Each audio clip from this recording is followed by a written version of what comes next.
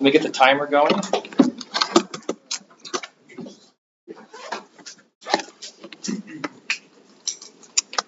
Stopwatch. Okay, Go. good actually afternoon, ladies and gentlemen. And today we are coming back again with our actually moving arm today. And my name is Hal, and I'm the team lead. I'm Jisco. I'm Dan. I'm Anthony. How are you? And for today, we are going to do something a little different than usual. Because I understand pretty much everybody already have their robot done. We have the previous presentations, and those previous presentations already give you an expectation what's our robot gonna be. So today, we are trying something new, which is we are going to go over and then share with you the experience we had, because we have a rough experience during the development stage. So we will this is the timeline of our development, which is start from the concept design, then we try different methods during the way, and we give them up, and then we try another one, and we give them up and try another one. We also some version changes of our robot. And buckle up, let's start the journey. So as initially we have our initial approach, which is we were highly influenced by the how to mechatronics, which is they give us inspiration of the Lascara, the Skara arms, but it does not have a camera, which is that bring us to approach. What if we can mount the camera onto the gripper or the robot's arm itself, so we can actually use the vision as detecting the objects to grip it and to actually gripping it. And that's our first approach of trying the HS using OpenCV and PyNum for the calculation, and the OpenCV for the vision part. There, we can see from the picture upstairs, we already made it to detect which blocks are there. It says like red 1 times 2, which tells you, and also the blue 1 times 1, that's the 1 unit blocks we have. Then that's Lego blocks, but equivalents of that. And the method I used to get to recognize what block was that, it was using the ratio of the weights and lengths. So there will come up with one problem, as you might already saw of. So if you have something like diagonally moved, as the block sitting diagonally, the diagonal was width, it will recognize it as a same length and width, which is it will recognize it as a 1 times 1, which we move on to now. So this is our DH parameters kinematic model for our arm. We had 4 joint variables. The base rotation was a revolute. The vertical was Acme screw, and the elbow and the wrist were both revolute as well. So with the DH parameters, this is important because it helps us with simulations and with IK and FK. So with our forward kinematic analysis, these are our DH matrices that we got from the parameters, along with the transformation chain for the forward kinematics. So forward kinematics pretty much is you have known joint variables, and you have known joint variables, and you don't know where the gripper is going to end up pretty much.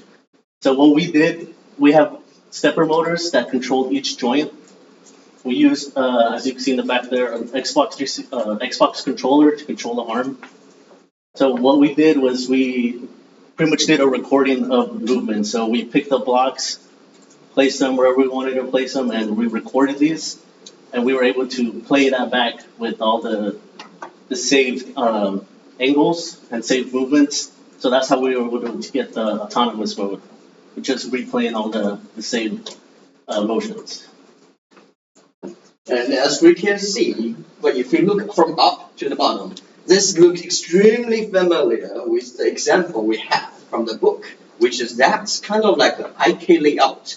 We have one joint as the waist joint is moving, which is if we can calculate the angle of the joint 1, and also we name that as joint 3, because we have our joint 2 on the top to control up and down. And that would be also, if you can get this 2 angle correctly, that's the IK you can move actually controlling the robot to move to the position you actually acquire. Or IK analysis. So IK inverse kinematics is just the opposite of forward. Is instead of starting with a known joint angles, you start with a desired position.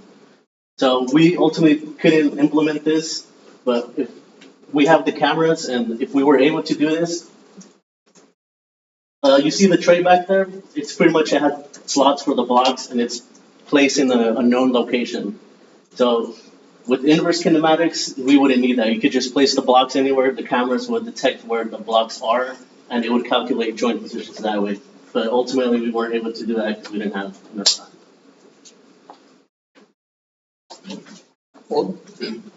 Yeah, like, and I also did the Jacobian, so to help with the analysis and basically what it is, like we do analyze the robot and that's dissected and get the points X and Y, so per joint, and then you actually get the PX and PY values.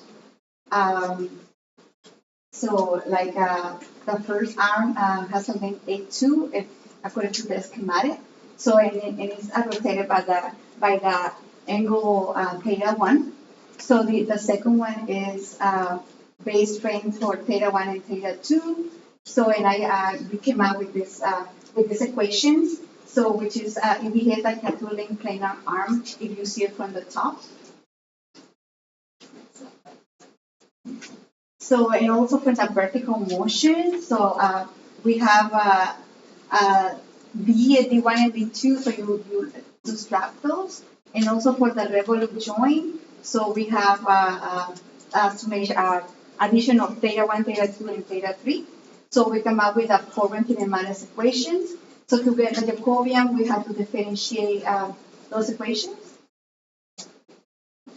So, and we, like we take partial derivatives of each of the equations and we come up with a Jacobian, which is basically telling us, the motion of each of the joint effects, how affects the gripper, and also, that from the Jacobian, I can get that inverse Jacobian, which is something that is going to help us the opposite.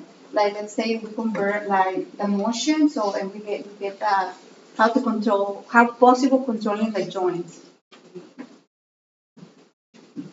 Okay, so now is a simulation analysis.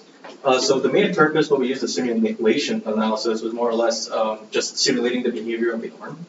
And from that, we can actually then tune the variables of our motors or the voltage just to try and see how that changes the arm, as well as obviously simulate the arm movement. And for me personally, it was a learning experience on how to actually use the program into the actual application. So it was troubleshooting was a big thing, as well as how we could use what we learned from lecture and apply it to like an actual arm. So we use the A4988 motor driver. Each stepper motors that we used was around 12 to 24 volts. We found that 12 volts is a good voltage to work with. We supplied the 3.3 volts to turn on the motor driver. And in these motor drivers, you actually have to tune the voltage that is being provided. So I'm not sure if you can see it, but there's that little knob there. And so you have to use this equation. This equation comes from the website itself. We got it from Pololu, which is where the motor drivers came from. And it's just the voltage reference equals the current limit times 8 times the R sense. We got all these variables just by tuning and using a DMM to get the right values. When we were trying to implement the control of the motors, so we initial idea was to use an STM32, but unfortunately that didn't happen. So so yeah, when I was trying to implement it, I ran into issues, like for example, when I was testing the motors, they were individually and even two of them, but like when I tried to implement all the system together, I was having issues with timing and frequencies. So it was like a short period of time to be like analyzing how to control all the time in the interrupt. So I had to inform Charles to take another approach because a more important thing at that point was to actually control the robot instead to be like troubleshooting, for hardware issues or like nitpicking with SDN. So we decided to go to Arduino, which was a simpler and more faster development. So, and we took that approach. So yeah, the takeaway for this is because like SDN is very powerful and very helpful for like advanced robotics. But in this case, we wanted to have something like working. It was just like a short period of time, so we decided to go for it. So early on in development, when we got the motors attached to the robot, we wanted to make sure that the motors would actually work in a test. So we wanted to write some test code, which you'll see on a later slide. Since we ultimately ended up never escaping the Arduino ecosystem, which we were using for testing, we ended up opting for a CNC board because it helped clean up a lot of the wiring. It also provided some decoupling capacitors to smooth out the voltage. But what was nice about the CNC board was that it provided a very quick, easy way to cold swap the drivers in the event that they burned out mid-competition, because we wanted to be able to reliably be able to swap them out at a moment's notice because we knew that was prone to happening. It also so happens to be that this is the board that they used in the Halley Mechatronics build, and so we felt pretty good knowing that it was tried and true and that we'd be able to get it out for a quick implementation, but in the end, we definitely would like to pivot to something else if time allows. So the CNC Shield and Arduino, as you can see how the pinout works on the Arduino to the CNC, but essentially the advantages of the CNC and Arduino is that it was low cost. As Dan mentioned, it was easier to implement, especially with 4 motor drivers. We didn't have any wire jumbling up. It was familiar coding environment, as also Dan mentioned, and we've also used the Arduino before, so more experience in that.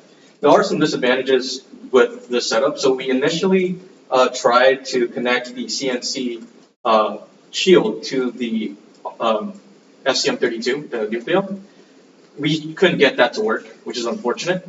So we just opted with just using the Arduino. It had limiting processing power, so we couldn't really put a lot of I/O. We can't use a lot of I/Os with it. As mentioned, it's PIOs. Here's the pin layout. We will try to get this as clear and on a fast pace. So here's the pin layout, which is we're able with the pin on the shield, but the shield have a limit, which is you have most of pin occupied, and then we have to find the other pin for the gripper because it was a stepper motor. It meant to build for stepper motors, so which is we have to find a pin that dedicated to the PWM, which is for the servo, for the gripper. Yeah, so here's the test code that we used when we just wanted to justify simple movements, just to verify that the belts were tensioned and that there wasn't any skipping. Something interesting about the motors is that even though we bought 3 of them from the same place, the one that we used in the base actually had a different wiring arrangement. And so we had to find that mid-test. We were wondering why our motors were jittering. We were able to go in there with a multimeter to figure out continuity, which wires were connected to which, and we figured out that there was a bit of a wiring arrangement that we had to make special for the base motor. But this was just the original test code, just moving it back and forth. We used the Excel software library just to have an easy object-ish oriented approach to setting up a motor and just having it move 130 steps back and forth. And we'll do a lightning round through the CAD iterations in the interest of time, but you might be able to see there are some obvious changes and maybe not so obvious changes that we got from our version 1 to our version 2. We started with building the version 1 and we realized there were a little bit of an issue with the center of gravity, a little bit of height issues because of how tall the gripper was, and so we ended up bringing this final design to the competition. And so the dimensions, obviously the base box got much taller to accommodate the new motor, which you can see on a different slide. The joints on our first design were designed with the 9-inch playing field in mind. And so we picked out closed loop belts that were specifically going to be in length to get us about 9 inches of coverage, if not a little bit more, since the bot was going to sit behind the field. Because we were designing the second iteration on a little bit of a time crunch, and we didn't want to steal the belts from the original design because we were working on both of them simultaneously. We ended up just having to actually scale the joints to the length of belts that would get us to a desirable distance. And so the distances changed, and that was more in the interest of time rather than an intentional design choice. Going to the base, our original design had a 16-to-1 cascading pulley system. Unfortunately, this was creating a lot of tensioning issues. There was a lot of weight distribution issues where the robot would tip over, especially when fully extended. So with the new 10-to-1 planetary gearbox that came with a stepper, we were able to not only attach that weight directly below the robot, contributing to pulling it down to the table, but it also got rid of the tensioning issues that came from the cascading pulley system. 2 minutes. Something that we also improved on is we ended up opting for 3D printed gears. We didn't want to take this approach at first, but ultimately it created a lighter layout farther down the line for the robot. And we also were able to thread the cables through the hole in the middle because we were able to custom make these gears to be cable management friendly, and it didn't skip any steps. So ultimately we were able to reduce a 3-part assembly that was made out of metal down to a 1-part assembly made out of plastic, a lot lighter, a lot cheaper, and ultimately was able to assemble the robot easily. Here's the task waypoint, which is at this point we was trying to use IK to achieve the gravity, which is we were going to assign the destination for the gripper, and you would do the IK and FK calculation by itself and move the designated object to the designated point. Here's the controller setup. We actually also have a speed up and you guys see like slow down as per sex mode. And here's at the end we will we come up with at the point where we like time assuming, which is like we have to come up with some new ideas. And here's the new idea we came up, which is we pre-move the joints to the place where the object is, then we record the destination, which is the joint, each joint's angle and also the position of each the motor. And that also but turns out that requires a universal coordinate system of the overall map, which is we did not have that at all. And at the end, we came up with our final approach, which is you teach the arm what to do, which is you manually controlling move to the position, and you record all the tasks you went through, and you eventually run a replay. And here's our final approach. We have we also have the configuration file. We're able to control the gripper. 5, 4, 3. Here's exactly 2. And that's exactly what it is. We're done. And thank you so much. Oh, wow. We try to cover as much. Down to the wire. Okay. Questions? No questions? I do have. So, no, you guys ask first. Any questions? What was your favorite part of building the robot? Mechanical work. It was kind of we're not mechanically inclined, so it was a lot of that's why we have like multiple versions. We all learned CAD.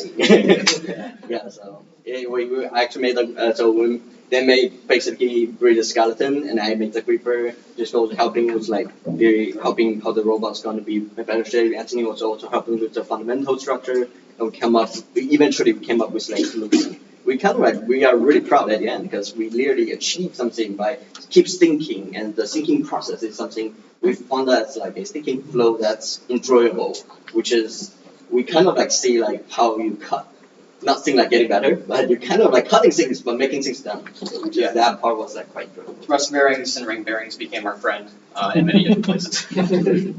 So I remember during the competition, I believe when I think Dan was telehopping, you guys ran into an issue with the servo motors for the end effector not fully closing. How did you resolve that? Okay, that wasn't so. Turns out it's the nuts was coming off.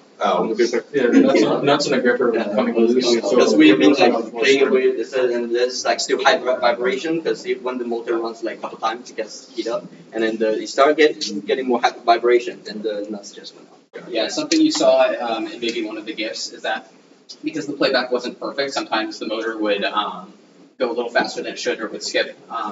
And we had a moment where the arm wanted to go a little farther down than the table was actually leveled. And so the gripper ended up taking a little bit of an impact forced by the motor.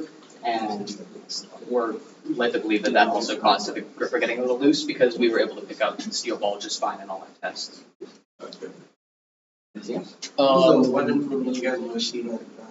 Oh, wow, okay, so I mean, one I'd say improvement. Okay, so, yeah, Make it fast, about. I would do fast. Okay, so if we have a stationary place, we can have the camera on. We actually can make a coordination, and that would be fully home vision. Because we actually have the home vision part so close. It's just like we couldn't coordinate, we couldn't like navigate or locate the actual things without like a overall mapping. So on the image processing, you showed the Legos, and you showed the 1x2, etc. Did you, that was from the camera looking forward, did you use that? So that was the camera looking like up from You looking first, like, that's from below, or from above, yeah. Yes, and you mentioned a good question. Like while the camera is like drifting, it starts like getting that thing narrower because the thing actually looks narrower. Yes. Like, while it's moving. So we actually need to do a tracking, which is like track the thing. So you guys did not have tracking? We are approaching it, but while we like almost approach the tracking part, we kind of gave up the vision part because we also realized that it would be really hard if even the tracking it would be lost track even like if that thing is kind of out of vision, even by the gripper like gripping. Because we have like turning gripper of 270 degree, and some like when the gripper grip to certain distance that angle, the camera will be blocked for like just 1 second, and the thing's gone. The tracking's gone. All right, any other questions? All right, give them a round of applause, that's very good.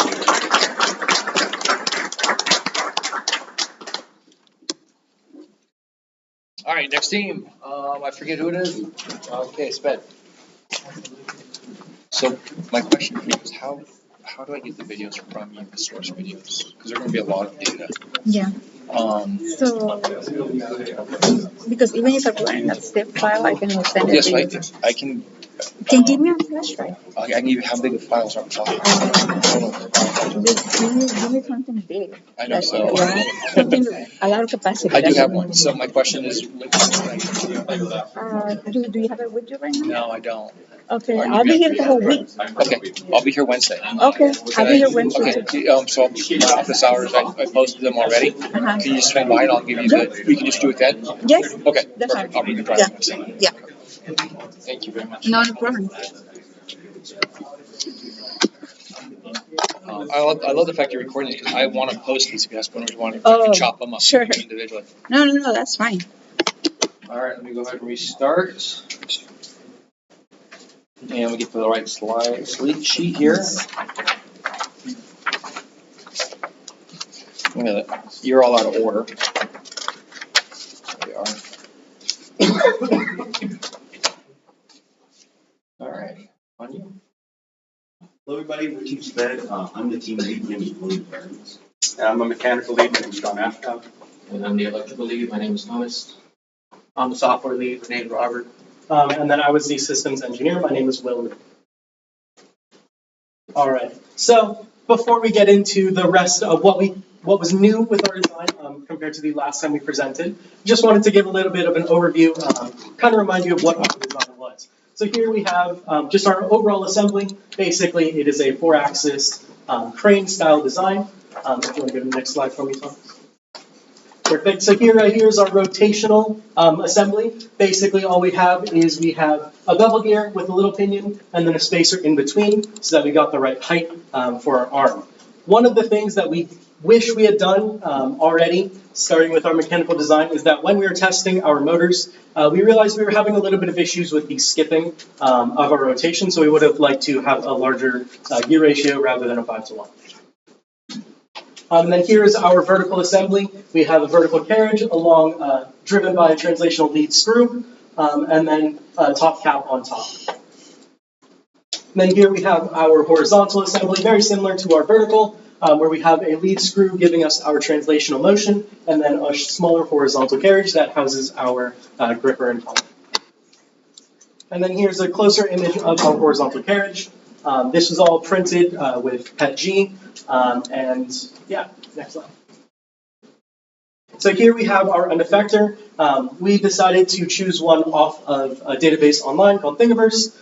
We decided this just because we knew that we weren't the most capable of designing one in the amount of time that would work as effectively as we would have liked. So taking one from offline would make it a little bit easier.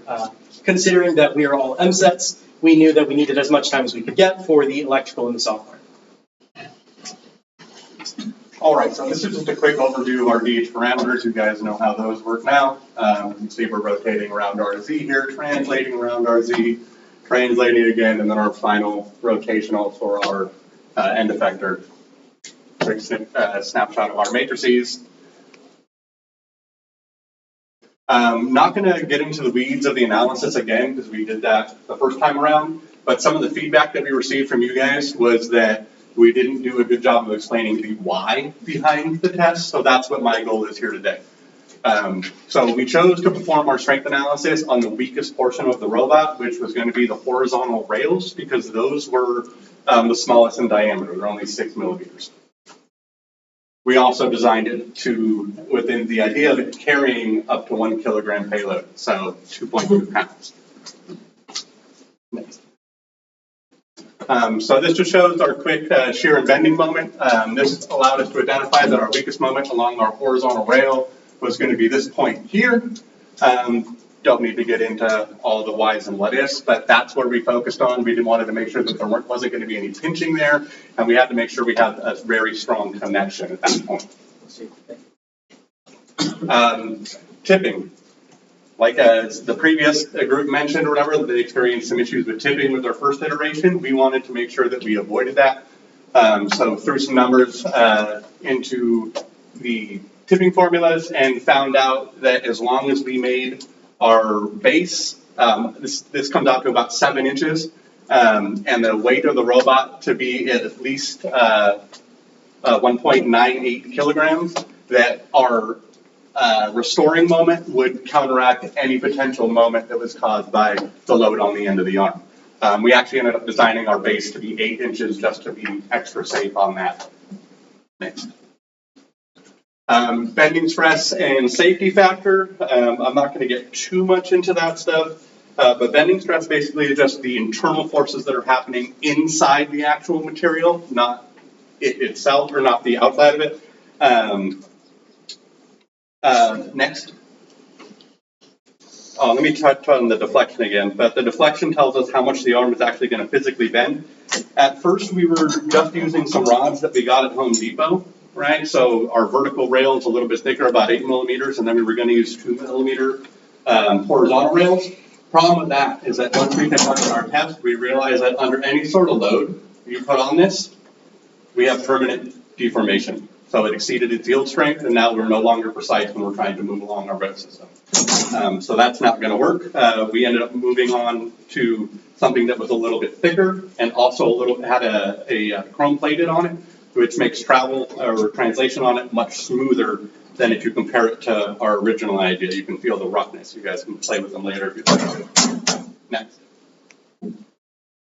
So this is just a quick summary of what we did here. So we're answering the questions of or what each of these tests did.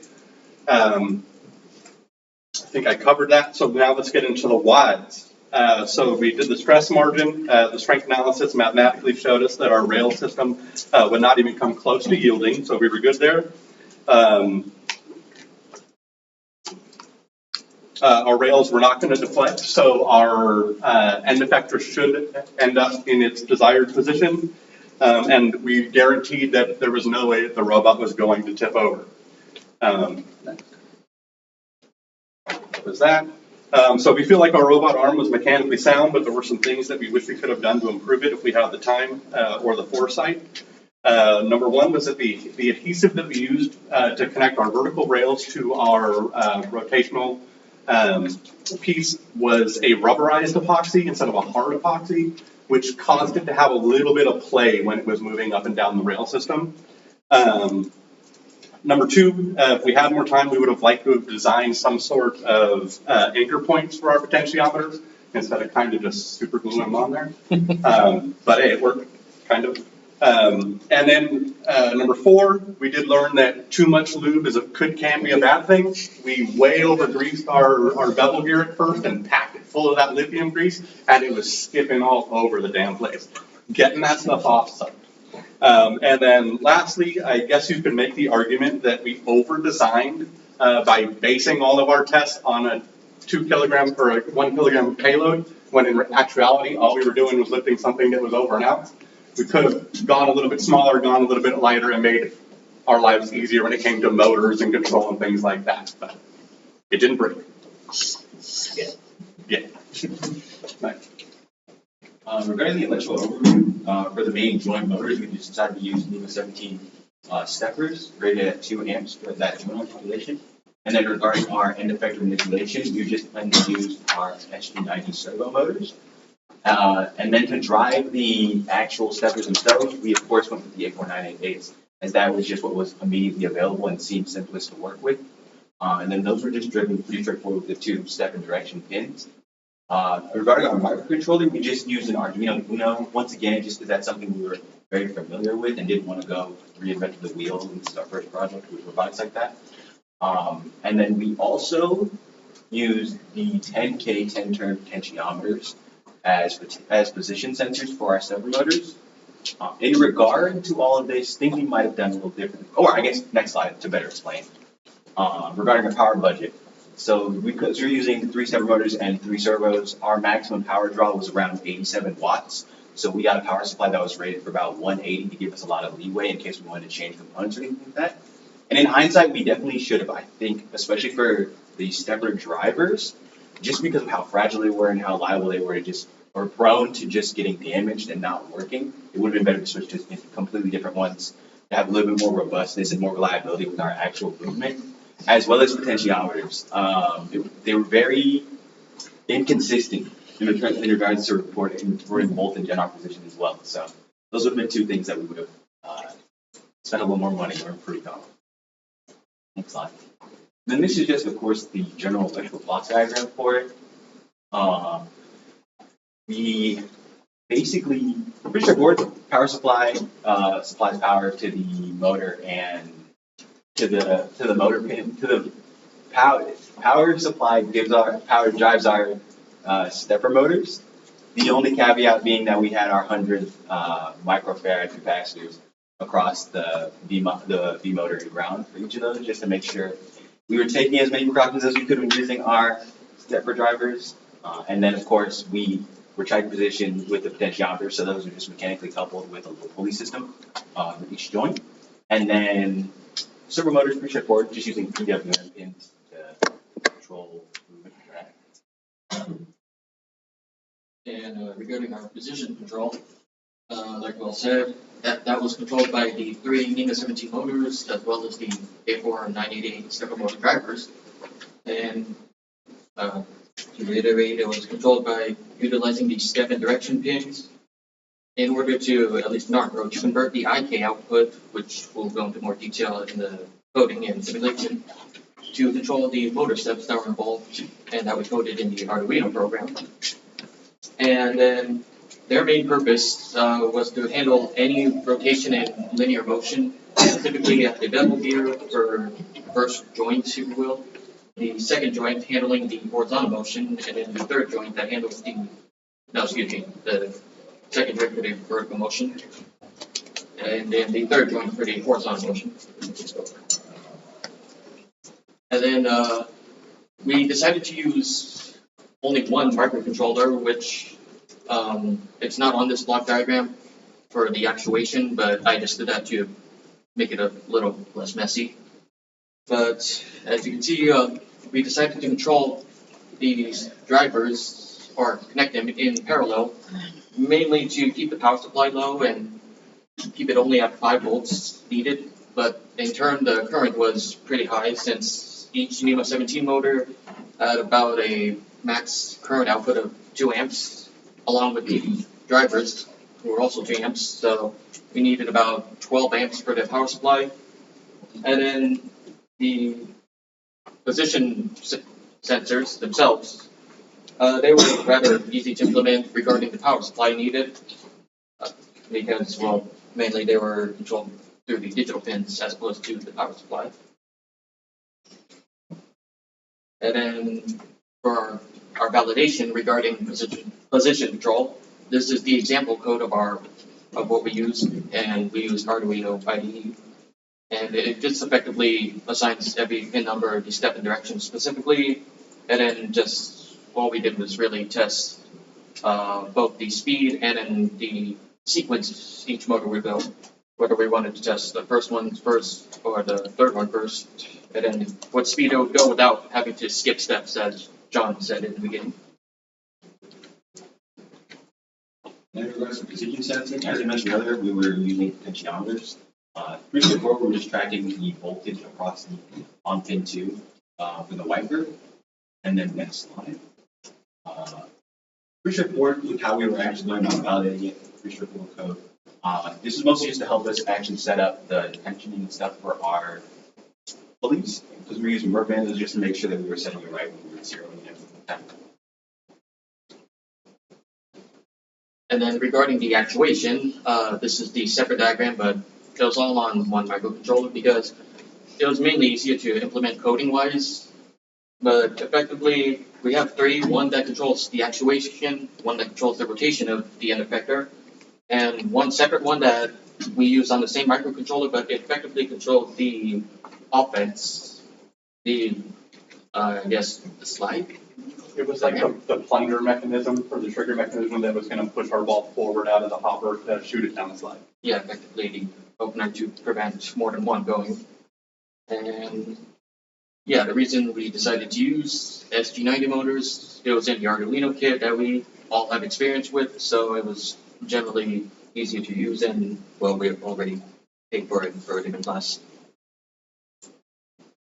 And then regarding the validation for our actuators and then the slide, we just implemented a servo motor library, and we just basically tested its ability to rotate at different positions and then at different speeds.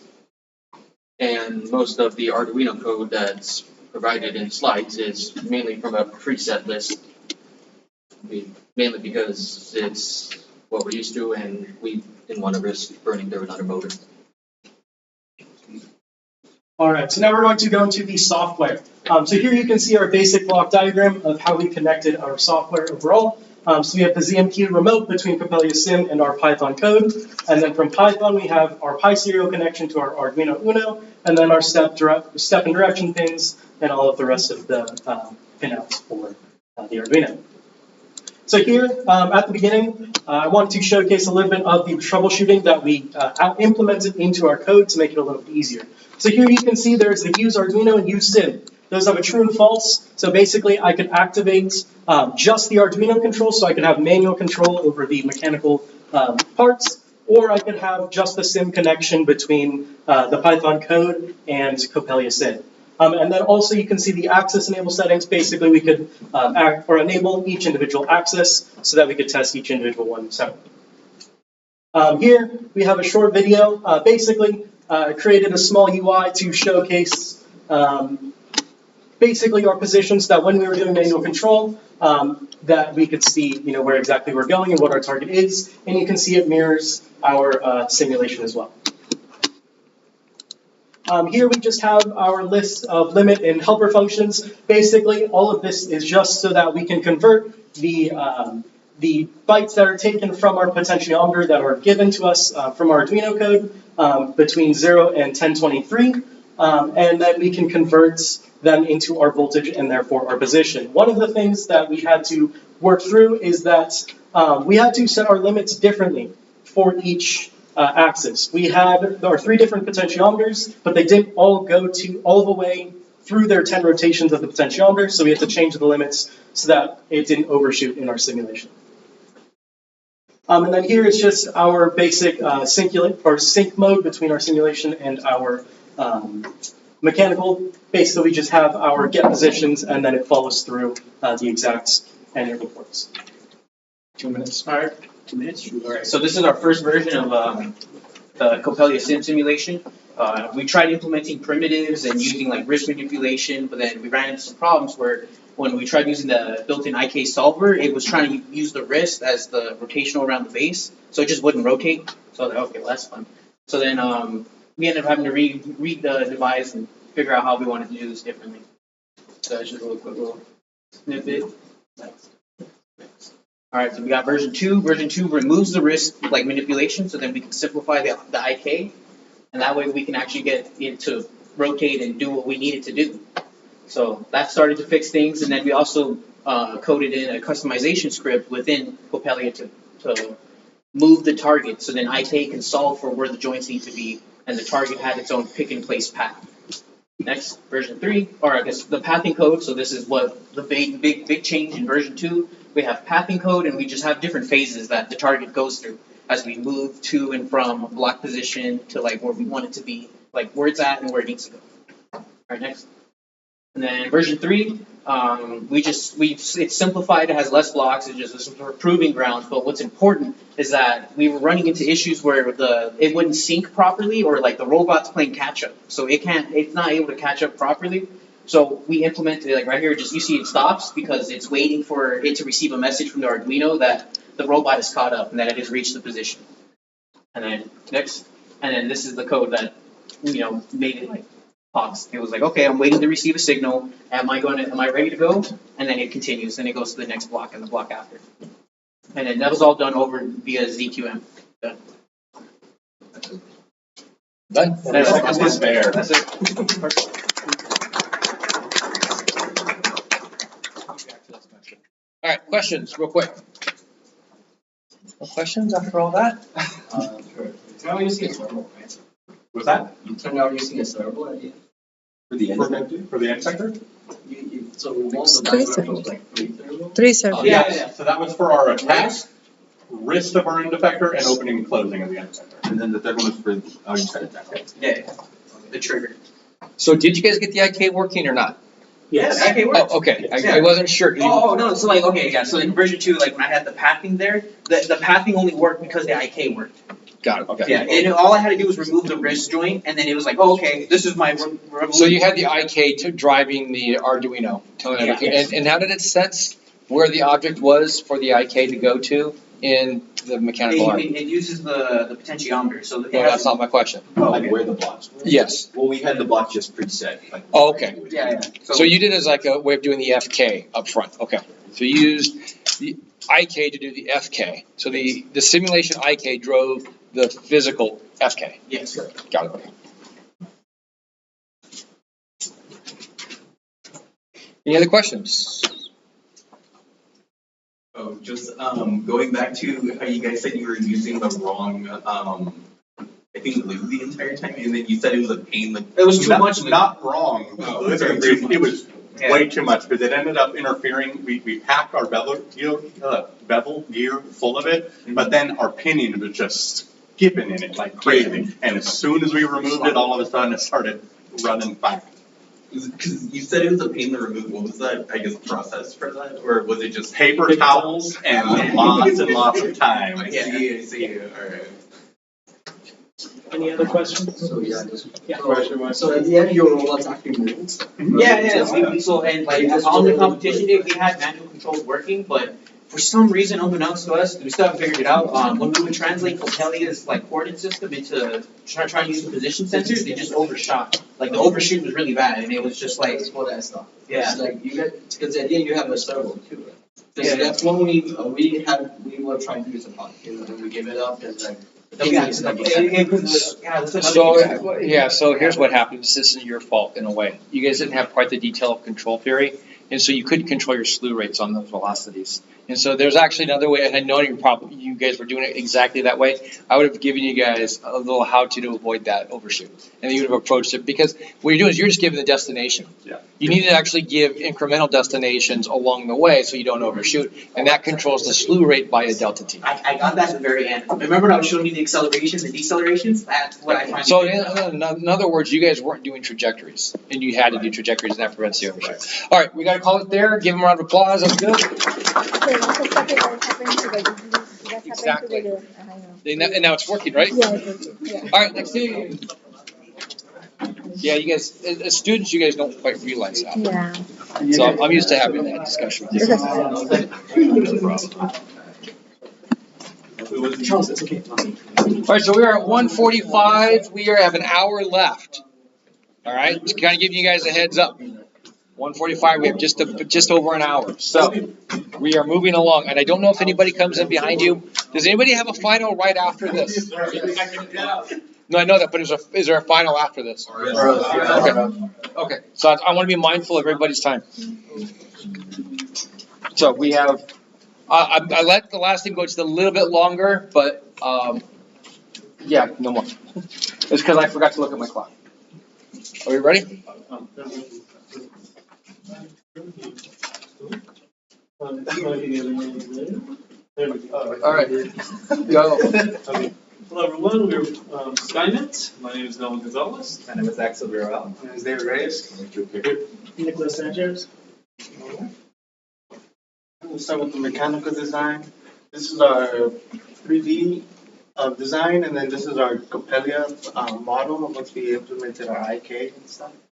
One thing that we never mentioned was that inside these 2020 rails, there is like a threaded screw or threaded rod that we use to try to make it just a little bit stronger so it won't bend down, but that didn't really work out too well.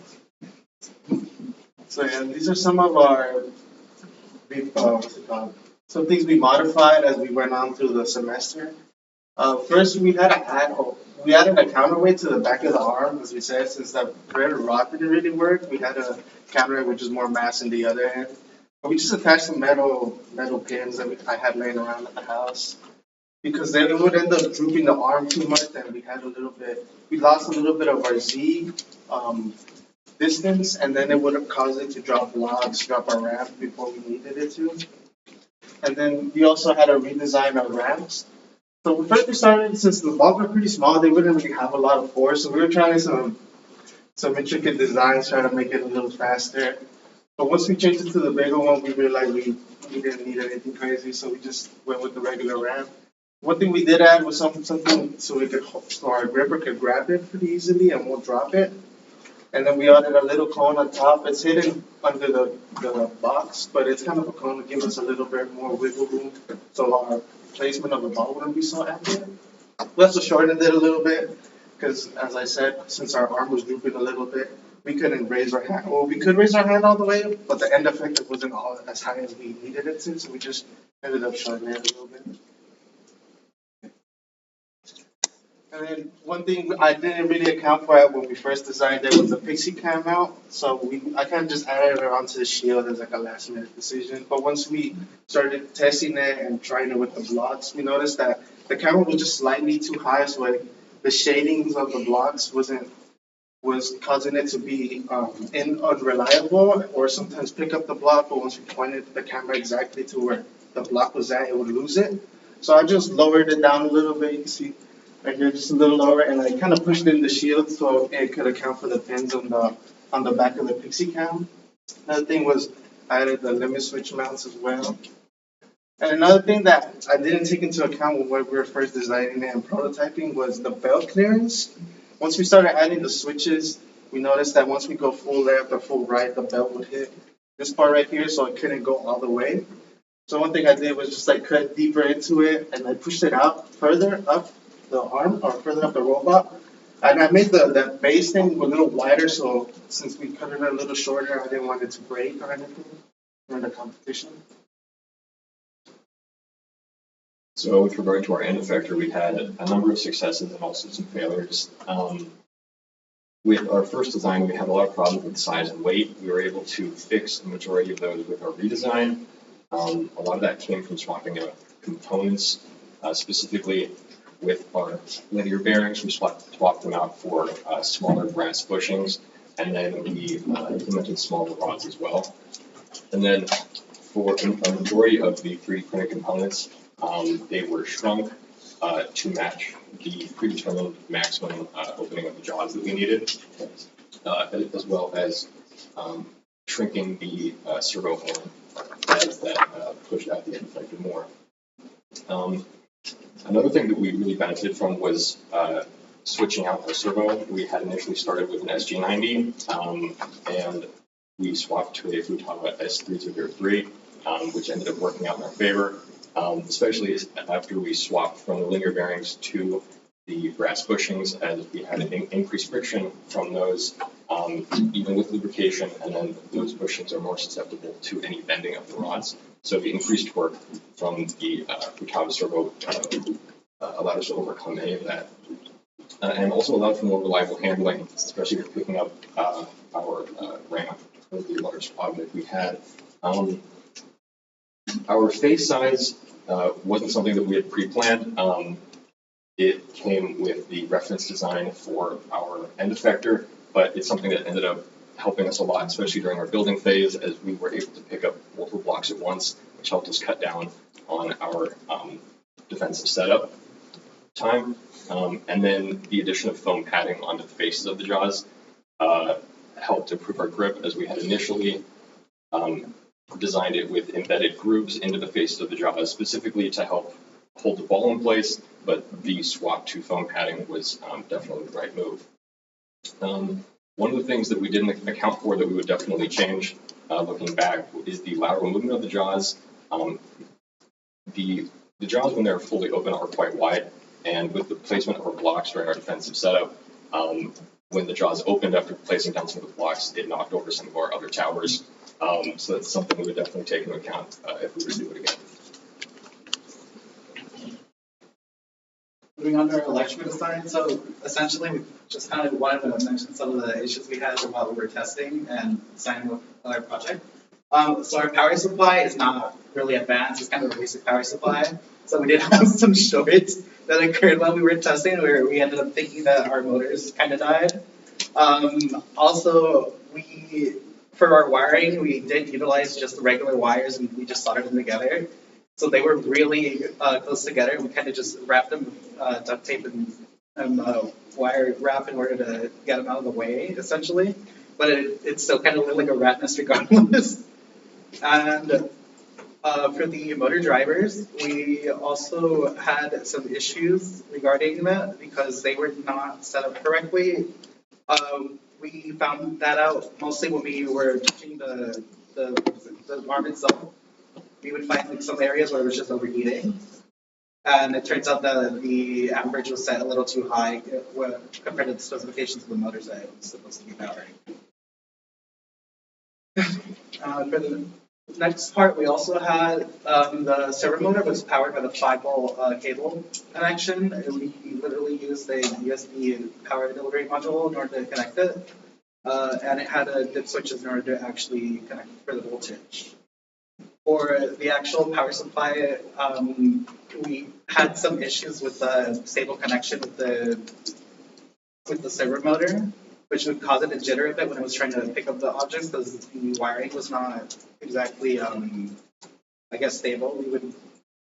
We didn't end up fixing that in time for the competition, and this is the part where we did find out that some of the values are set way higher, higher than rated, and essentially it was just overheating the gantry motor.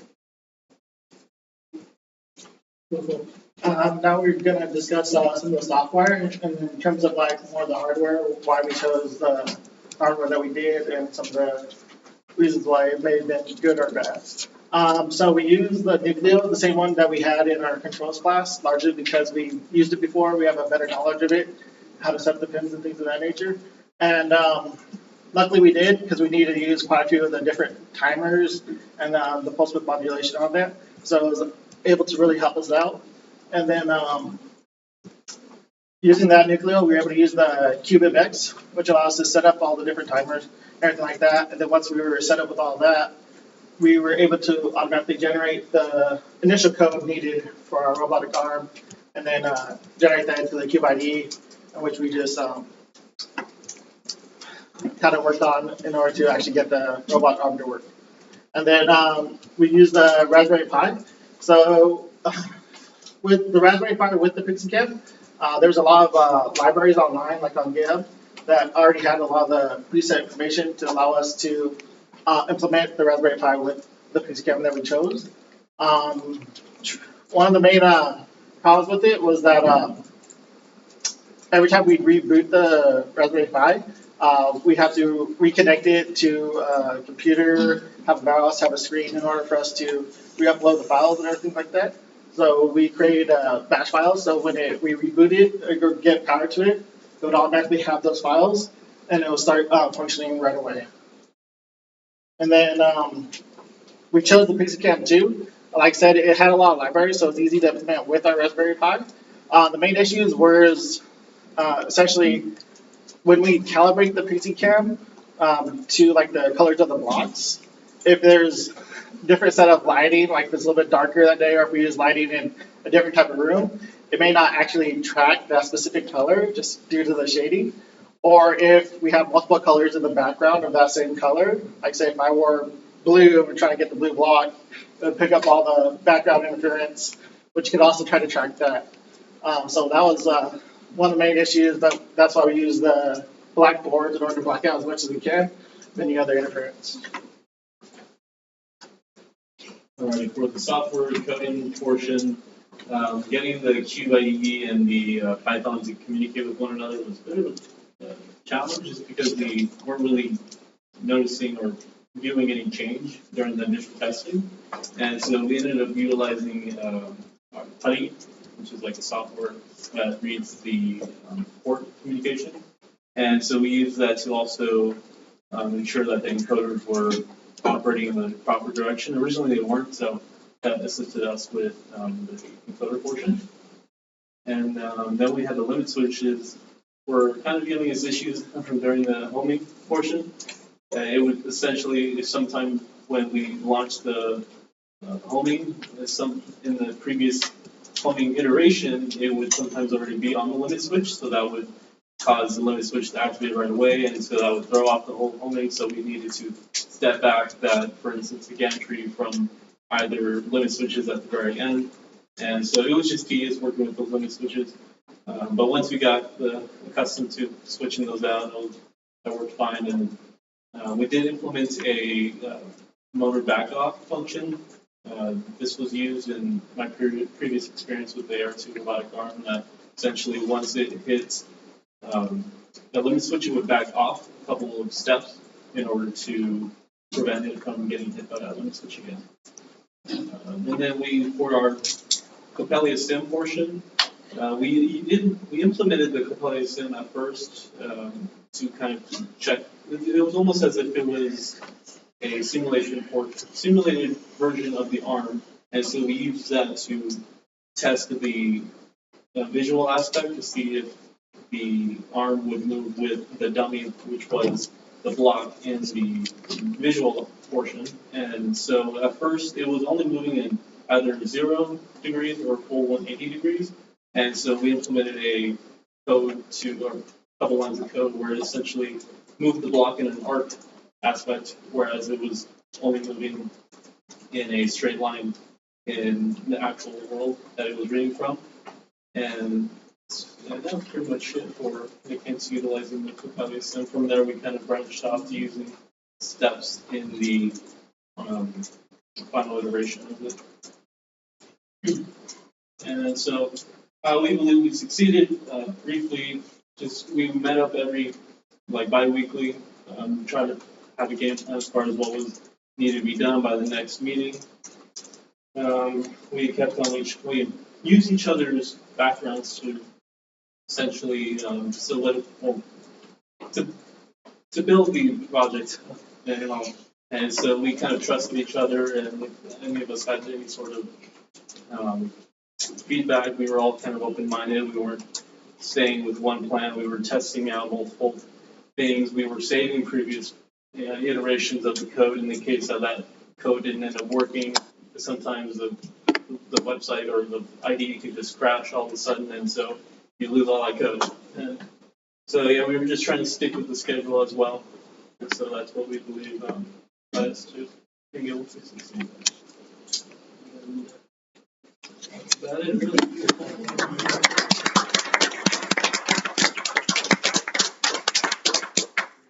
Okay, questions?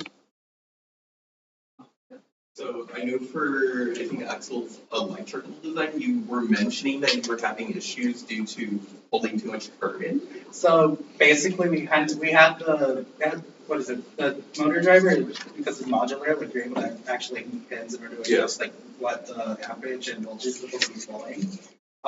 We made a mistake, basically. Well, I made a mistake. Basically, that It wasn't set to the right amperage, and it was pulling more than it was supposed to. Gotcha. I was wondering because I think we talked during the competition because we're like, oh, we have the same power supply. So I'm like, how did you manage to pull more than 10 amps? So, and then I don't know if anyone has any other questions. I had two more. Okay. My next one was looking back on the communication testing between CubeIDE and Python. Was there anything you would have done differently for a smoother connection? No. Well, at first, yeah, there was, we were essentially testing out a code that we believed would have possibly worked, and so when that wasn't working, then that's when we were kind of forced to use the PuTTY. And so I guess it was just a trial and error. There's no real, like, oh, should we just put in this line of code right away and start working. Gotcha. And then finally, for CubeIDE, what version are you guys using? 'Cause is it the 2.0 where you need the like CubeMX to like generate your? Yeah. Okay. I was wondering. I hate it. I don't know why. It's a learning curve, but it does like give the tedious version, like setting up the pins, the timers. It felt smoother before version 2.0. So I'm like, I think I'm using 1.19. I think. Yeah, we're gonna use all of them, but it's pretty helpful in like telling you which pins are being used and what. Yeah. Just this is the only version I know. I never used the one before. So. The one before does the same. It does the same thing. You just don't need to install like MX as a completely separate. Okay, any other questions? All right, give a round of applause. Sorry. Thank you, Israel. All right, back on schedule.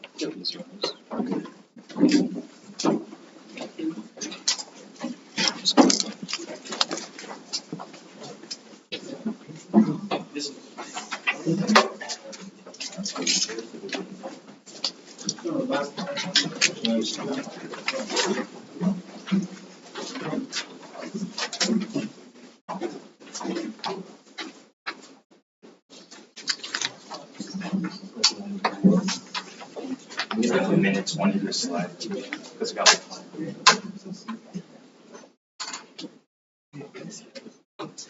Hi, so we're playing heads. My name is Jason. Fabrizio. I'm Cornelius.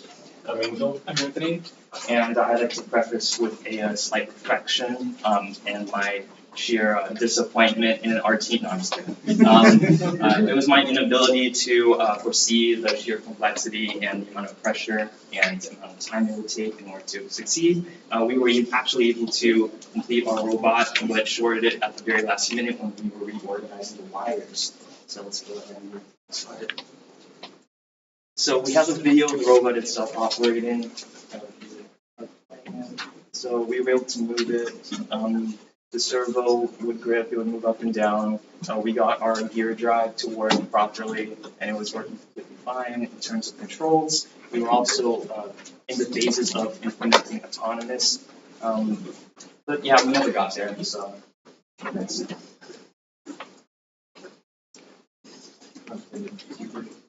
Yeah, so this is our overview or block diagram of our entire system. So we were using Nucleo, and we used CubeIDE and QMX, which I thought was actually really nice to use since you were able to, I think since it's such a low level, you can control all the pins, and the only tricky thing is getting the clocks to match up since it is discrete. So you got to make the clocks match up with the motors and stuff. So yeah, Nucleo, use Nucleo, and we were going to use MATLAB in order to implement our autonomous and use CoppeliaSim. We were able to get these communicating with each other through the local network, and we use the ZeroMQ API. But so we're not using that. We're just using this side, which is using just the controllers. We would use buttons in order to move our steppers and potentially and our drivers. We never implemented our PID. PID is actually really easy to implement, I would say, using QMX and Nucleo with the pins, since you can control all the logics just For instance, if you were to use this potentiometer or a potentiometer, you could just read the resistance and say, oh, well, it's like this resistance, so let's just correct it a little bit with another voltage on the motor in a direction. We found that the limit switches, I also wanted to also preface that we also were inspired heavily by Howden Mechatronics, and they had limit switches, but I don't really think we really needed limit switches at all since we were implementing potentiometers.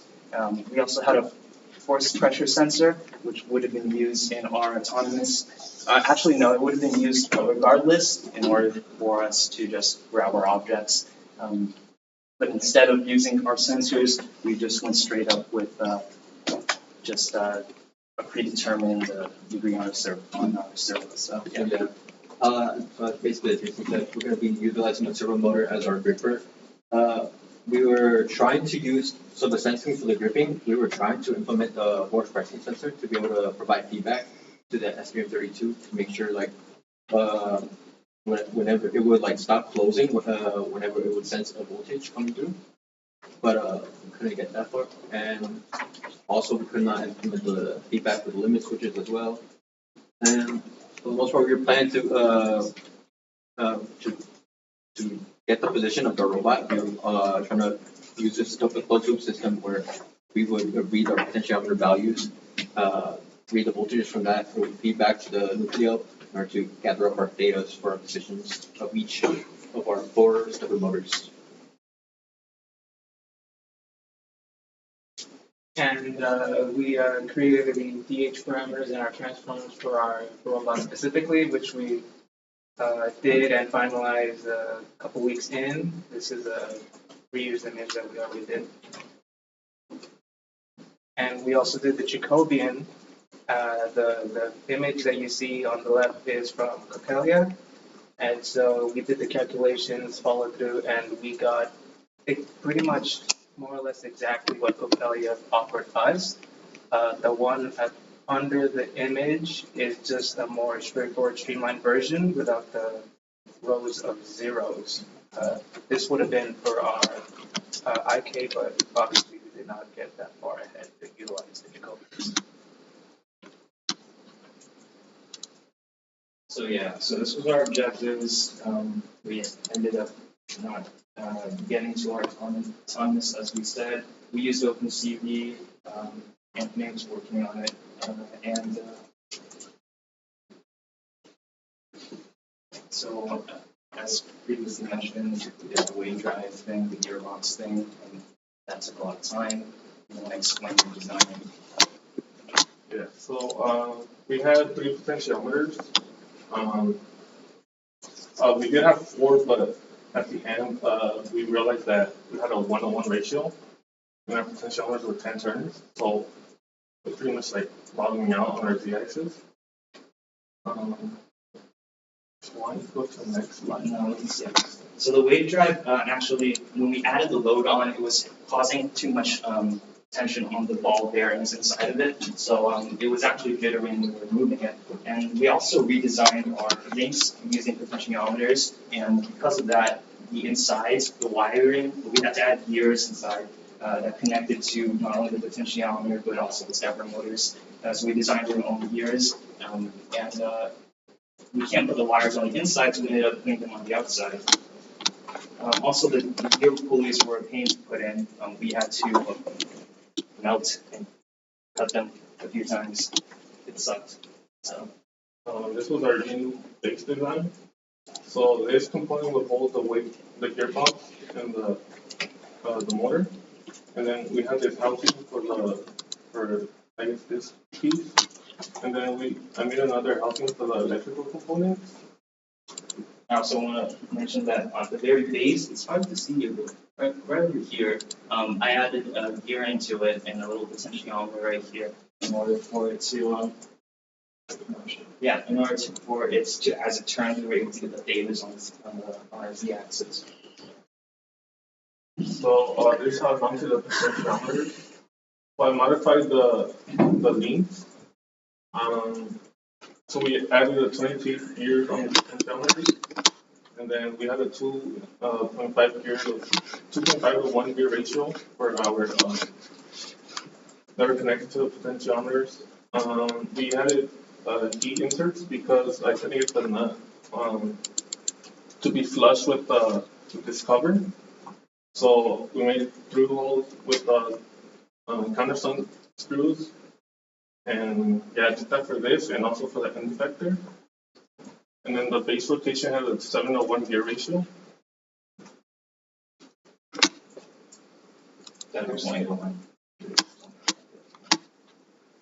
Overall, this is our electrical system overview.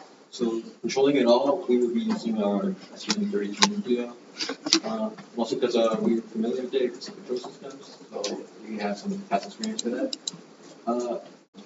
For our power supplies, we needed two, one for the servo and then one for the stepper motors because they both function at different voltages. So we need 24-volt power supply to power the stepper motors and then a 6-volt power supply for the servo grid. And then we would have 4 stepper motors, each connected to each their own stepper motor drives.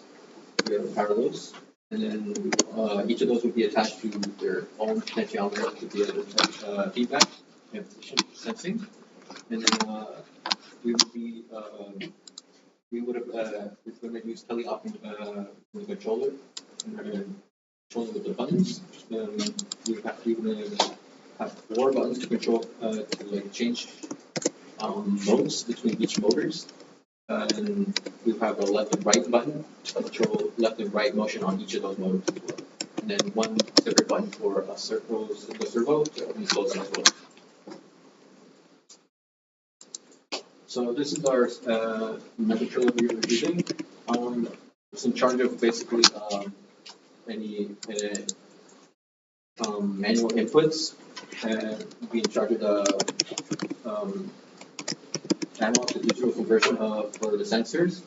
Then we would control our motors as well. So we would be feeding step inputs and directional signals to the stepper motors on the system. And we would be feeding PWM signals for the servos as well. And then our input, we would be using GPIO inputs to read our push buttons on the breadboard. And then using the ADC analog to digital converter on the board, we would be converting the potentiometer and the force pressure sensor resistors as voltages to the board to be able to provide feedback on the system. And then this would all be powered by USB that would be feeding into our PCs in order to interface with the MATLAB and Philips. We were going to use CUR if we were going to get it there. And so these are our 2 motors that we're using in our system. So we're using 4 stepper motors, one for base rotation that would rotate around the Z-axis of the robot, then one to control shoulder movement, which would move around along the horizontal plane. Then finally, one on top to control like Z-axis like lateral movement. So it would prismatically move up and down with a threaded screw that it would spin to move down or up. And finally, one more to control wrist swiveling on the servo grid. So it would rotate toward desired input to like line up with the size of the cube. And then for our servo motor, we're using the MG996. This is mainly for the servo grid. It will control the end effector's closing mechanism. It would open and close for us. And then we chose it for the high torque that it provides. And yeah. And a little note on our design, when we shoot the motor at the very top, we also have a little thing here for our potentiometer and a little gear next to it, but these are 10-turn potentiometers, and you need more than 10 turns to go up and down, so.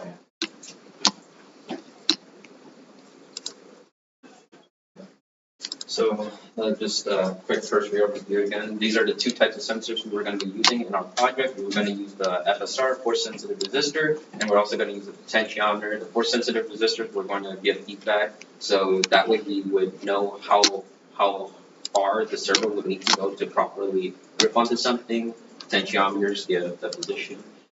So they were wired in like a voltage divider circuit. So at the pin, the ADC pin that these were connected to, they read a certain voltage, and based on that voltage, we know where we are or how much we need.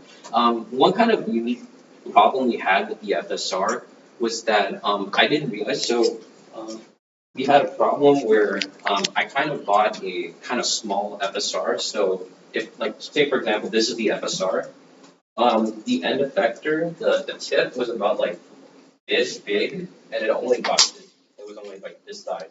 So the problem became like, how do we make it so that if, for example, something was grabbed in here, this thing wouldn't get a reading. So what ended up, to make a long story short, what we ended up doing is we cut up a credit card into like a square shape, and we put like we super glued a small piece of cardboard in the middle. So, and we also taped it around just enough so it can secure it, but not so that it would actually like activate the FSR. So that way, when we checked, when you press at any corner, you'd still get a reading. Yeah. And this is the controller that we built. Instead of using an Xbox controller or anything, we just didn't want to deal with drivers. So we just made something that just goes straight to the microcontroller. So as mentioned earlier, we have 4 buttons to control which joints you want to control. You got 2 buttons to control which direction each motor moves. And you got 1 button here that would toggle the servo motors open and closing. And the way how these are wired is that on the GPIO pins, they would be tied high, so the IO pins would have like a high voltage reading, and yeah, and these this connection here is connected to ground. So when you press the button, it just goes to ground. And the reason why we do that is so that there's a better noise immunity and also bouncing, and it works a little better in that sense. The circuit on the left was going to be the tap base, so that it works. Yeah, and then this is just overall, just what our circuit diagram was going to be like. We have the 4 potentiometers connected to this side of the board. We have the A4988s here, and we did also have the resistor. So one thing to note, we did also end up using a shield as well. It actually made wiring significantly easier since you didn't have to do V motor and the VDD and ground and whatnot. And what's also nice about these is that they actually came with the those current capacitors that those to make sure that you don't accidentally have like those to protect against the large current spikes. So yeah. Yeah. Okay. This is just a quick overview of all the software that we have implemented and have implemented. We implemented the SDM CubeIDE, CubeMX to flash the Nucleo, which we got the robot to move, as shown previously in the board. We had working OpenCV. The camera would actually detect color and receive general locations of all those colored blocks. So it would send that information to MATLAB. Copelia, we were going to use it just to provide the IK and Jacobian as the robot would move simultaneously with the physical and simulation.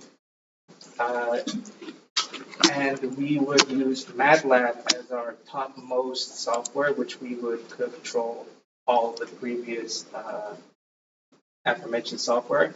It would bridge Copelia, OpenCV with the physical arm. We use remote API to communicate with Copelia. Connecting MATLAB and Copelia isn't that hard, surprisingly. There's a lot of documentation. The next slide it will show that. So the one on the left is MATLAB trying to connect to Copelia. The one on the right is just all that we used for connecting Copelia with MATLAB. So it would just send like a client ID to MATLAB, and MATLAB would call that client ID. The bottom part of the MATLAB script looks vaguely similar to how you would code the MATLAB, the Copelia script in Lua. So there's like really easy just to change between how to code the ARM. And this is just a little bit of the OpenCV that we were going to use for our camera. It would just take calculations, HSV. We did not go for a tracker, we just went for the counters. And this is OpenCV just running as is. Well, we had some videos. Yeah. Just play. Oh, okay. So this is a tour, just some of the buttons, just some of the testing. So yeah, the main test we did was testing to see whether our robot could pick up stuff or not. So like most of the groups encountered, our silver grip. So we also had this thing at the top that was going to scoop the ball, and then some issues we had were the wiring was really messed up. The CNC shield was the reason why our thing kind of exploded because the Nucleo only handles 3.3 volts and the Arduino handles 5. I mean the CNC is made for the Arduino, which is for 5 volts, and our Nucleo is only 3.3 volts. So we could have fixed it using resistors or a limit switch. But yeah, we could have fixed it with resistors to prevent current backflow. But yeah, so that's about it though.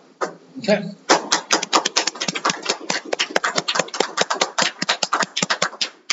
Couple minutes of questions. So when you, what shorted exactly, or do you know? It was mainly the shield. It was like that started, the capacitor on that started smoking. So when we unplugged the whole system, when we, the power supply was still on, and I think mainly it was mainly just the shield itself. So like our board, it may have fried our Nucleo, but the stepper motor driver was still fine. The GPIOs were like putting current back into our Nucleo, and like that killed a few two Nucleos. Any other questions? Yes. So did you guys go back and redo anything? I mean, is it just sitting in pieces? What do you guys plan to do? So, actually, the video at the beginning, right, that was actually after the competition. I just kind of stayed a little bit back and I made, I got some Arduino code. I just made some Arduino code to make the joints move individually. So it's not using the actual controller that we showed in there. We're just using 2 push buttons to kind of control everything. And it's only controlling one joint at a time. We have to like turn off the power, connect the other motor to get to the next joint. No, unfortunately, I was too heartbroken to like properly fix it. So are you going to fix it? It's all down. It's all torn apart now? I'm done with it. Yeah. Okay. No, we've been trying to fix it. Earlier before class, actually, we were just trying to rewire it too. But so far, we haven't had much success yet. Okay. So let's real quick. Just for the controller, the servo motor, you guys had a button that opened and closed. Is that fully opening, fully closing? Yeah, that's fully opening, and due to the physical limitations of the end effector, we would have liked to have closed it a little more, but the design that they made it wasn't able to fully close it. So, yeah. All right. Last team, we are at 2:23. So you have 2:40. Classes at 2:50. So 20-minute or a half hour, but we're not going to take all half hour. So. Let me show you. Are we ready? Look, it's not showing either. Interesting. I don't know why it's not showing all this stuff. And I have it on. That's how I play. Yeah, it's not showing. Let me play with it. And I'll see if I can Yeah. come up with it. It should. Yeah, look, this is what it goes. This is what I am right now. All right, it's probably something to do, but I'll let you know. Yeah, I just need to put the data in the graph. I have a graph and no data, so I have to connect the data. Yeah, that's it.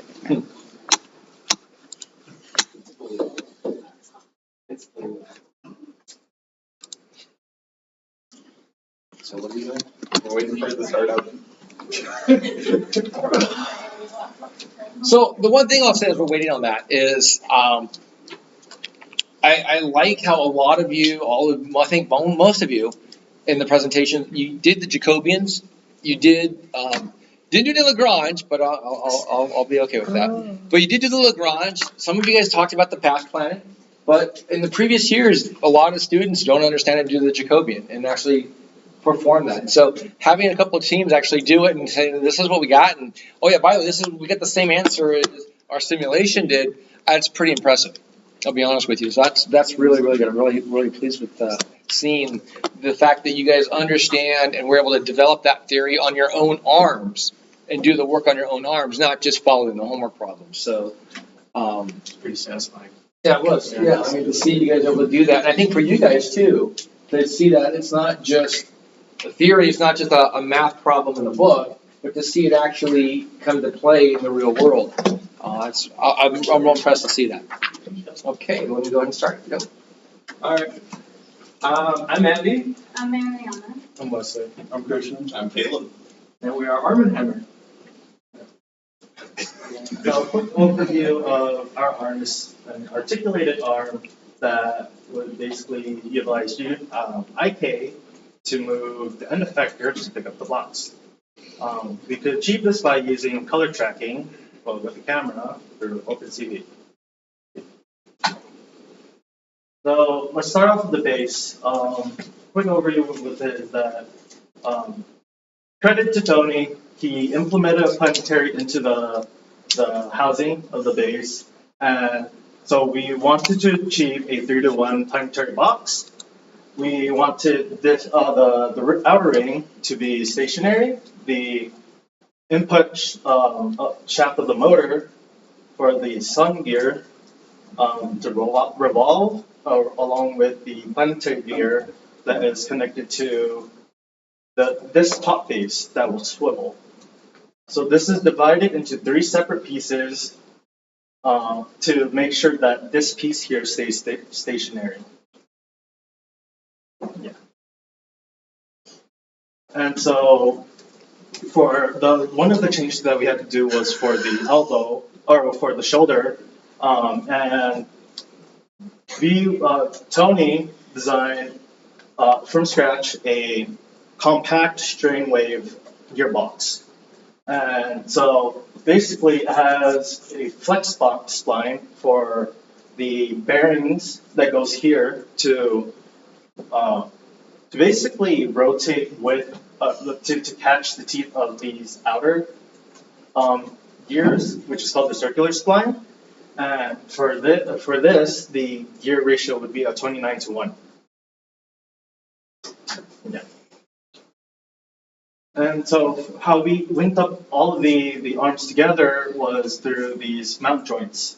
And so this picture here is our first iteration. And it's basically 2 Lego hands covering the motor, right? That you can see in the middle right there. I had to design a shaft coupling for the potentiometer, and yeah. This is the coupling that I have to design from a 5mm motor shaft to a 5mm female axle on the pod.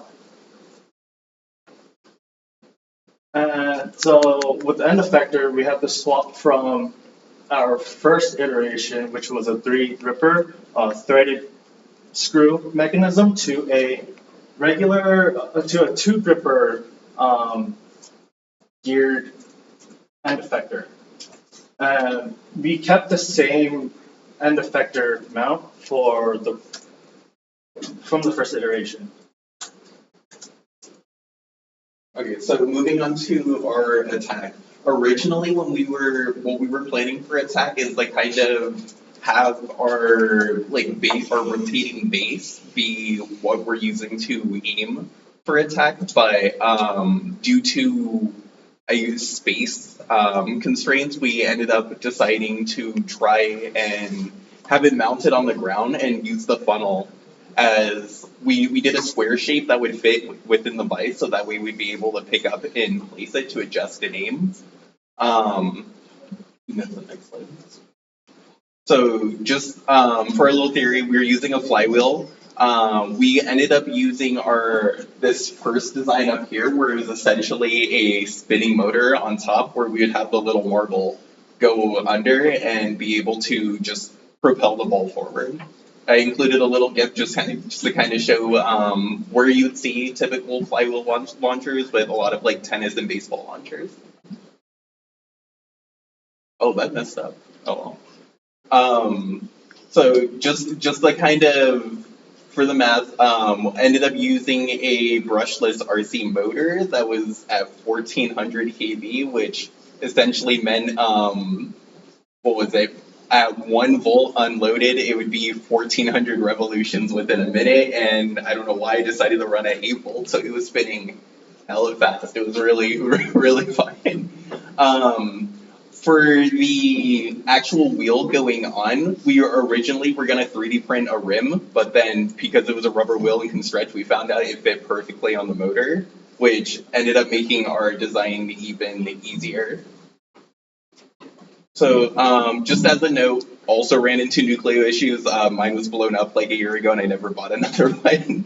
So I ended up doing for just testing the motor and making sure that it worked and everything, I ended up doing the code on an FPGA, but once I was done, I moved back to a Nucleo. So just for easier wiring and code between everything. Oh, the video's gone, that's great. Oh, there it is. So we can play the video just to show. So test the motor, just to make sure it works and everything. As you can see, this is moving really fast to the point that the tire is starting to what's called ballooning or expanding due to the centrifugal force. So pretty cool to see. Was really worried about shooting that in my room next to my guitar. So on the next slide, we ended up moving to the floor just to see, and from instantly launching, that was about almost double to triple the competition arena. So seems a little dangerous. In the next slide, I realized that using the slide, which helped one aim, but also slow down the shot much more, that it's a lot easier and safer to use for the competition. So at the end of the day, it ended up working. Looking back, I definitely should have lowered the voltage for our motor. I don't know why, I just thought 8 volts was kind of perfect. But I think in the end for the actual slide, that ended up being the ideal speed, because I felt it was able to go through the slide, come out, and still be at a relatively safe velocity. So these are the DH parameters for our arm. As we only ever see 2 twists of 90 degrees, that being from our joint 0 to our joint 1, because that's the base to the levels of the shoulder, right?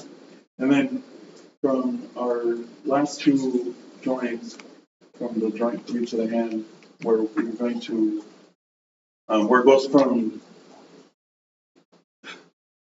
we have another rotation of 90, sorry. And then accompanying those are all of the matrices that accompany each of the transforms from joint 0 to joint 1, and joint 1, joint 2, and so forth. And then combining them in total, we have our total transform from our base to our actual end effector, which is given there below. Next slide.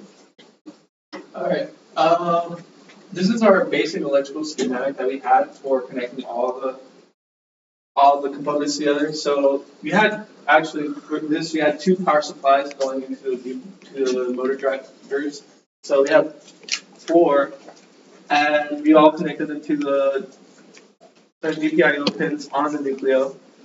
And we also had our 4 stepper motors. The stepper motors did change. Sorry. The stepper motors did change, and we also have the camera right there, and we have the potentiometer connected as well. So we also ended up using the Nucleo F767ZI, like many other groups, because of the familiarity from controls. It was just it was a question of setting a lot of ports to general purpose I/O. So we ended up selecting the pins PE9, PE3, PA6, PA0, and PE12 to provide our PWM signal needed to drive our motors. And then we had to also select different timers to independently control the movement of each motor. We did some motor changes, and so the elbow, or the shoulder was changed to a NEMA 17 that had a built-in encoder and motor driver. And then the elbow and the wrist was changed to a NEMA 17 that had a dual shaft, which made me had to do a second iteration of the mount joints. And then the last motor change was the inclusion of Caleb's attack mode motor. And we have ones with dual shafts, so we can add the potentiometers at the end, and we can attach the mount that Wesley made, so we can have it rotate. For the servo motor drivers, these can handle more than 3 amps. We can handle 4. It also comes with a reference table where we can adjust the microstepping, which can also have to work with the frequency of the PWM signal coming in. So during testing, we would see that the motor would step ever so slightly a little bit, and we realized we just needed to adjust the switch settings on that. So after we adjusted to about 1600 steps, the motor would start spinning properly. And I realized afterwards that if you gave it more steps, it would take longer. So it was a matter of playing with the settings to actually get a good setting where the motor would spin quickly. We thought it was an issue of the code. It just turns out it was the settings on the motor driver. So as you can see, these are the microstepping settings. These are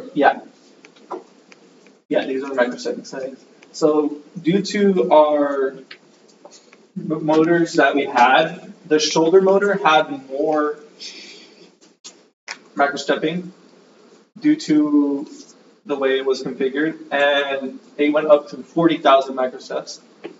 The one that we had for the other ones, it had 6,400 as a max. So the steps would affect the motor speed as well as the steps per revolution, as you can see by the equation on the board.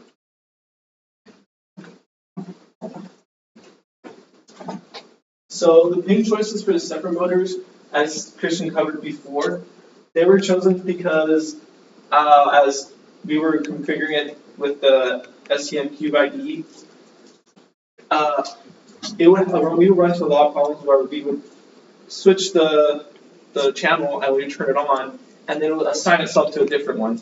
So that's why we have those certain pins chosen.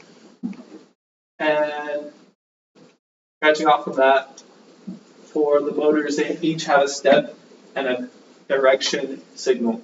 And those signals need the step plus controls the motor movement, the direction controls the direction of which the motor is going, to go counterclockwise, clockwise. And those need specific GPIO pins, and the step needs the PWM pins. So we assign those based on the availability of the pins available. So, yeah. As for the sensors, the potentiometers will be attached to the other ends of the motors. As mentioned before, we have dual shaft motors.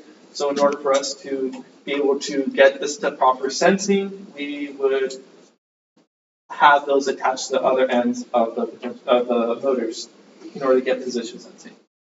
The problems we ran into was being able to mount those potentiometers because those are really big boxes that we had, and also we had to make sure we had it long enough cables because the robot arm was really long, so we had to make sure that everything would be connected properly. The camera, we used that on the end effector. It's just a simple OpenCV code that we could use, and we would have that communicate with the Python program, have the arm move with inversion next. And a good segue into our next section where we're talking about our OpenCV. Okay, so I actually did a lot of the simulation testing as to how we wanted the arm to initially move by itself. And if you want to just type all of them at the same time. And what I learned is Coppelia is really mean to me, and I could not. It was so nice to me. But the final iteration was we wanted it to actually just pick up based on color, and then the first layer would just be a predetermined coordinates, and then the second layer, it would just stack it based on the color using the OpenCV to match it.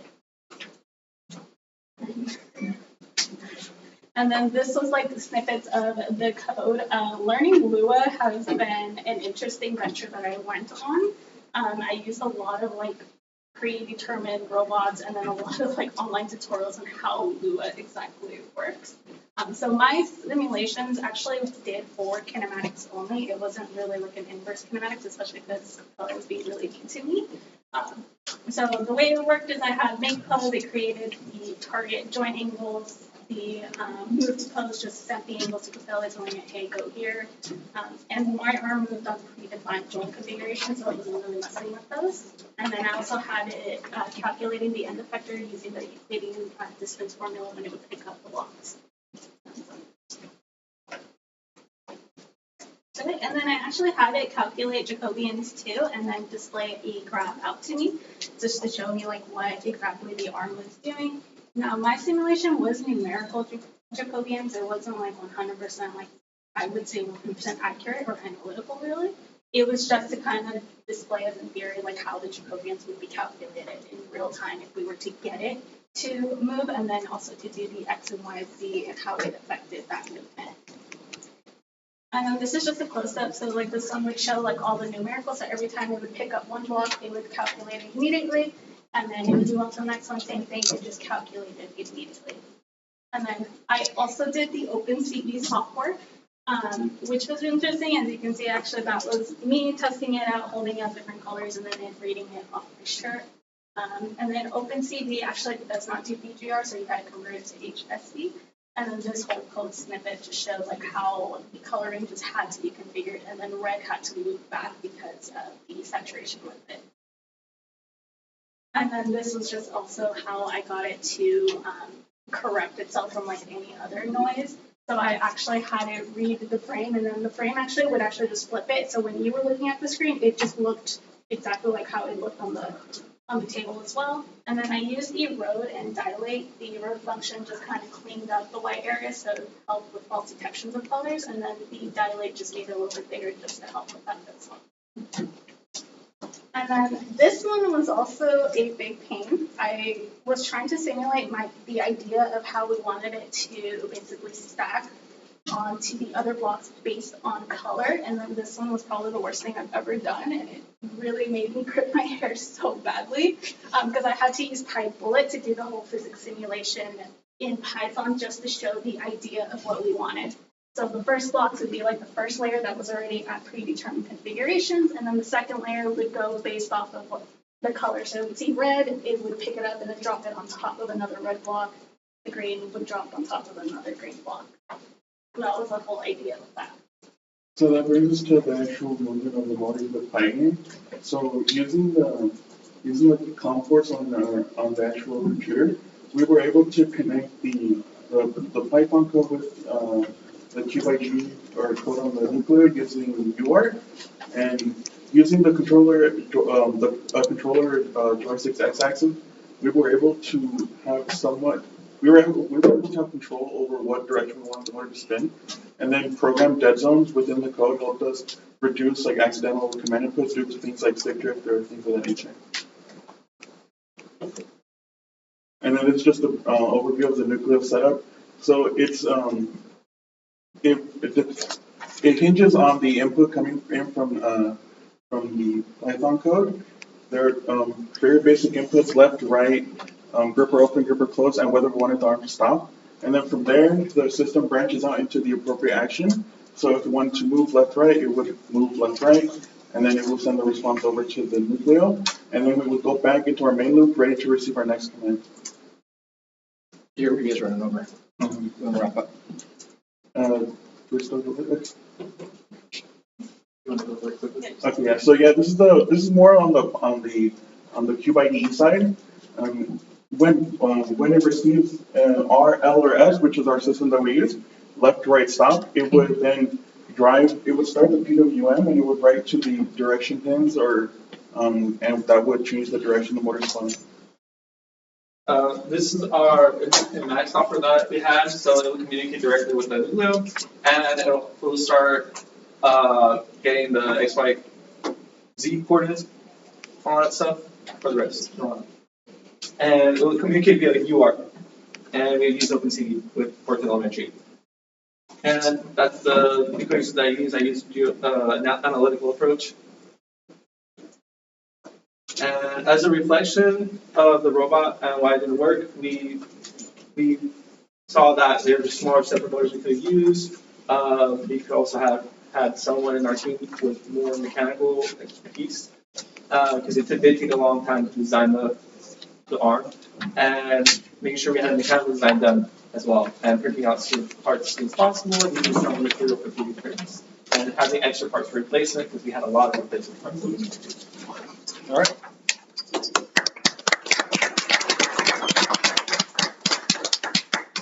Quick question, one question. Caleb's not in the audience, so you can't ask. No, any questions from the audience? Okay. In the interest of time, I'm going to have you guys take a seat and give a round of applause. So, very good presentations, a lot of good detail. In the past, I've actually gone longer, but today's on a Monday, so we had to get it all done in 2 hours. So there's a lot of information. Like I said, a lot of you guys kind of just need to go through it. So some of you guys went overtime, but we had a lot of good information to present. So that's why I kind of gave you guys. We had the time. Thanks to Noah's team being very brief. So, however, they obviously won, so they clearly know what they were doing. They didn't necessarily give you all the details. So it's all idea, I guess. Quick question for all of you guys. Did you learn something? Yes. Yes. Did you learn more or less than what you thought you were going to learn? No. Come on, it's one of my classes. You should know better. What would you guys want to see? Because you don't necessarily have to answer it here, but I want you, that last question has a lot of room. I want you to definitely answer every question in there. You got to answer all of them to get credit. If you skip one of them, I'm not giving you credit for it, because we need to know that information for ABET. We actually are assessing leadership from that perspective, so that's why we need to know that. That's why I'm asking. But you can add more to it. If you think there's something we should cover in more detail, I mean, you guys want to have more computer vision in the lecture or in the lab? I would say, I think it's pretty good. I would say like a little. I haven't given grades. Obviously I should ask after. I'm just kidding. Oh, it was great. It was great. No, do you guys? Because I know a lot of you guys were doing computer vision. Some of you were successful on getting it to work. Would that have helped? Well, I want to know what would help you guys even more, other than more time. But John, I would have liked a little bit more like hands-on in the lab while you're there, experience using Capella and building the simulation. So let me give you your, for instance, of what I plan to do next semester. I had some issues with that Robotis. I finally got it all fixed. Now, the plan was to use that in conjunction. So that was the intent. Although it started dying, you guys all saw my frustration. So I understand your frustrations too. It's all working now, but yeah. So my plan would be this, and this is why I'm asking. I'm gonna actually do with that arm a full, what's the word I'm looking for? Not an objective project, but no, it's like as you go through and we do it, I will work each of the elements with that arm, that is computer vision, Jacobian, IK, everything with it as we go through as a representation problem. As we go. So a representative problem of the entire class, I'm gonna use that with it. Would that help? Yeah. Okay. I think just kind of like bridge everything together. This is a class of, so from last year to this year, I think the Coppelia that I've seen here has made just from last year to this year night and day. Just I'm gonna flat out tell you guys, this is probably one of the most technical versions of this class I've seen to date. So you guys all really should give yourselves a I truly mean it. Seeing you guys do the analytical and the derivations, the Jacobians and the IKs, all of those details is impressive. And building that arm to get there and then doing the sensors and understand how that all fits together is super impressive. I want you guys to know that this is not light work. This is not easy. So I fully recognize and I appreciate the amount of effort all of you put in, but I want to make it even better for you guys. So that's my plan. That was my plan this year. I run into obstacles, and time is always one of my obstacles. But the plan is to actually implement that arm, the Robotis arm, as the study as we move through all these elements. I don't want you guys to use that arm, obviously. It's out of most of your budgets, and it should be. So I think what's very impressive is how all of you guys were able to build some really cool arms at a relatively low-cost budget. So that's the end of me. Any final comments that anybody happens to have on this class? Any questions on the exam?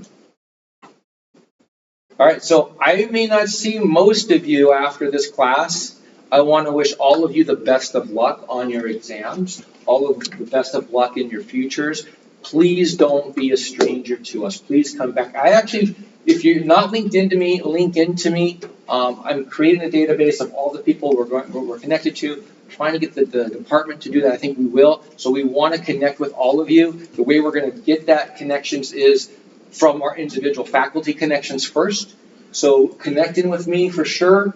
And, tell us how you're doing, what's going on. Come back. I'd love to have you guys come back and do a discussion with the next year's classes and share your knowledge and share your experience. Okay. That being said, class is over.